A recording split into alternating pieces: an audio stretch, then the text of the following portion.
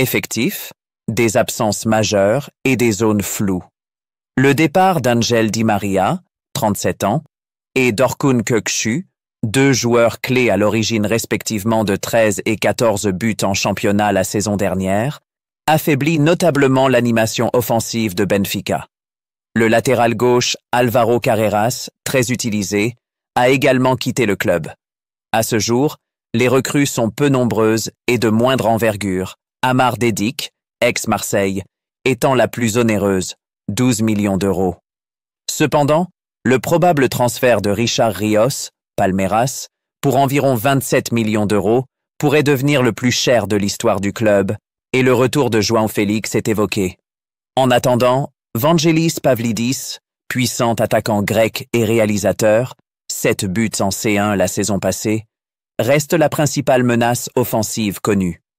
Entraîneur, Bruno Lage, en quête de stabilité. Après le flamboyant passage de Vitória, Bruno Lage a pris la relève. Malgré un parcours enchaînant succès, 18 victoires sur 19 en championnat à titre, sa deuxième saison a été plus aboutie que convaincante. Deuxième place en Liga, démission, puis période creuse.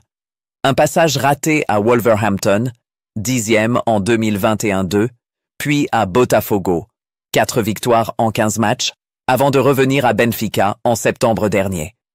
Il mise sur un jeu offensif risqué, alternant entre le 4-3-3 et le 4-2-3-1, mais peine encore à asseoir sa longévité.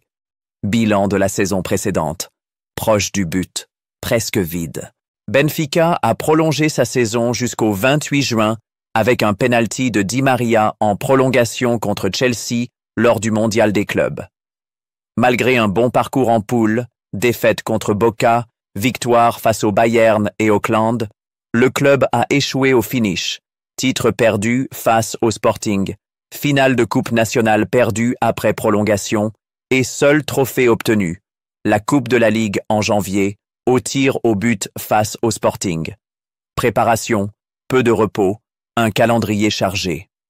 Contrairement à Nice, qui bénéficie d'un début de prépa serein avec 2 amicaux déjà, Benfica ne connaît pas de vraie trêve estivale.